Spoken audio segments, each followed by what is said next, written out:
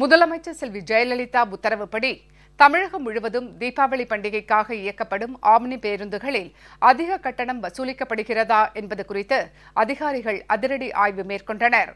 இதில் விதிமுறைகளுக்கு புறம்பாக அதிக கட்டணம் வசூலித்த 15 ஆம்னி பேருந்துகள் பறிமுதல் செய்யப்பட்டது.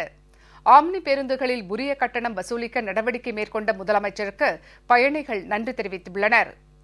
தமிழகத்தில் தீபாவளி பண்டிகைக்காக இயக்கப்படும் ஆம்னி பேருந்துகளில் கூடுதல் கட்டணம் வசூலிக்கப்படுகிறதா என்பது குறித்து முதலமைச்சர் செல்வி ஜெயலலிதா உத்தரவுப்படி மாவட்டம் தோறும் அரசு போக்குவரத்து துறை அதிகாரிகள், மாவட்ட ஆட்சியர்கள் உள்ளிட்டோர் தலைமையில் குழுக்கள் அமைக்கப்பட்டு ஆய்வு மேற்கொள்ளப்பட்டது.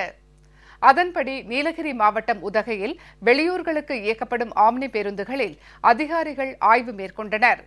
ராமநாதபுரத்தில் ஆம்னி பேருந்துகளில் மாவட்ட ஆட்சியர் ஆய்வு மேற்கொண்டு பயணிகளிடம் அதிக கட்டணம் வசூலிக்கப்படுகிறதா என்பது குறித்து கேட்டறிந்தார்.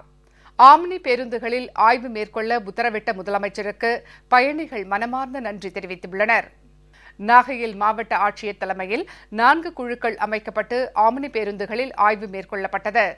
கோவையில் 11 சிறப்பு குழுக்கள் அமைக்கப்பட்டு ஆம்னி பேருந்துகளில் ஆய்வு நடத்தப்பட்டது. தமிழகம் முழுவதும் கடந்த 2 நாட்களாக ஆம்னி பேருந்துகளில் நடத்தப்பட்ட சோதனையில் அதிக கட்டணம் வசூலித்த 15 பேருந்துகள் பறிமுதல் செய்யப்பட்டுள்ளதாகவும், விதிகளுக்கு புறம்பாக இயங்கிய 750 பேருந்துகளின் உரிமையாளர்களுக்கு நோட்டீஸ் அனுப்பப்பட்டுள்ளதாகவும் அதிகாரிகள் தெரிவித்துள்ளனர். மேலும் விதிகளை மீறிய ஆம்னி பேருந்துகளிடமிருந்து இதுவரை 10 லட்சம் ரூபாய் அபராதமாக வசூலிக்கப்பட்டுள்ளதாகவும், பயணிகளிடம் உரிய தொகை ஒப்படைக்கப்பட்டுள்ளதாகவும் அதிகாரிகள் தெரிவித்துள்ளனர்.